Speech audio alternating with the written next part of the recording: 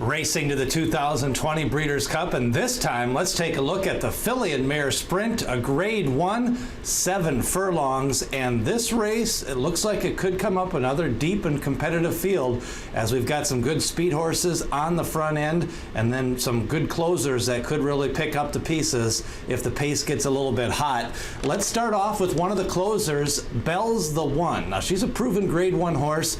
She definitely needs some pace to run at, but I think with horses like Gamine and a few other horses that like to run on the front end like Serengetti Empress, Belle's the One could take advantage. She definitely is a 7 furlong specialist and she could be flying late, picking up the pieces. She continues to train well, and I think she'll be under 10-1 in the filly and mare sprint. Now Gamine right now is the overseas betting favorite for the filly and mare sprint. I'm not necessarily liking some of the workouts I've seen out of her, but they definitely seem to be taking it slow after the loss out of the Kentucky Oaks. They waited a while to get a workout in, then they just had a quick 4 furlong breeze. The last workout, they didn't really ask her for anything, so I think the key workout's going to be this coming Saturday for Gamine to see if she even runs in the race.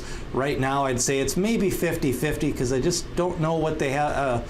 A lot of speed in this race, 7 furlongs off the loss. She would be coming on the cutback, and her 2 best wins, the Test Stakes and the Acorn, were definitely dominating performances on the front end. She's got a lot of raw speed. Serengetti Empress, another one who likes to motor on the front end. Her best races are when she gets an uncontested lead. Now she does have that speed where she'll put on some pressure, so she's the type of horse that if she goes after a horse like Gamine, or Gamine and her get locked in a duel, they'll both burn themselves into the ground because neither one is really going to give away and give up that lead to the other horse.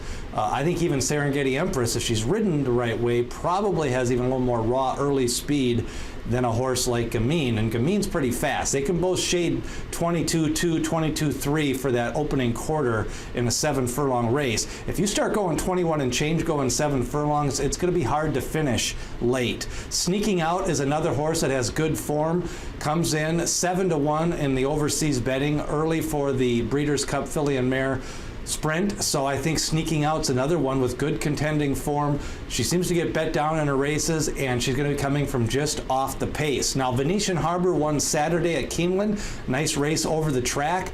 Got an easy lead, 23 and change for the opening quarter. I think they'll go a lot faster than that, potentially, in the filly and mare sprint. But Venetian Harbor is definitely a sprinter. She tried Gamine earlier this summer at Saratoga. Maybe she can get a little bit better trip in this spot, but Venetian Harbor, definitely a 7 furlong to a mile type of horse, and she should have liked the 7 furlong distance. Coming back on the 3 weeks after the big win in the Raven Run on Saturday. Now CC is another one that has some great 7 furlong races in the past.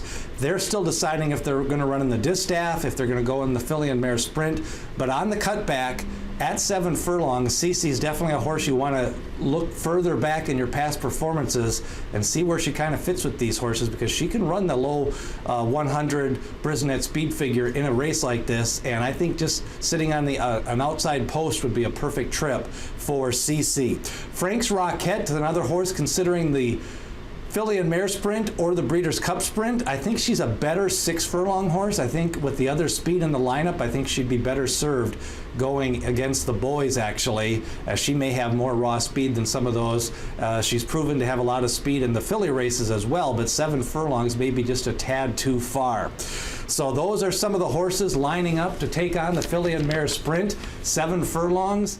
We'll continue to keep you up to date. We've got previews of the top 8 contenders for the distaff, the Classic. We took a little bit of a look at the Classic speed figures and distance days away over the weekend. Take a look at that video as well as the juvenile action. We'll get those updated later on this week. Hit subscribe, ring that bell for notifications as we lead you up to the 2020 Breeders' Cup.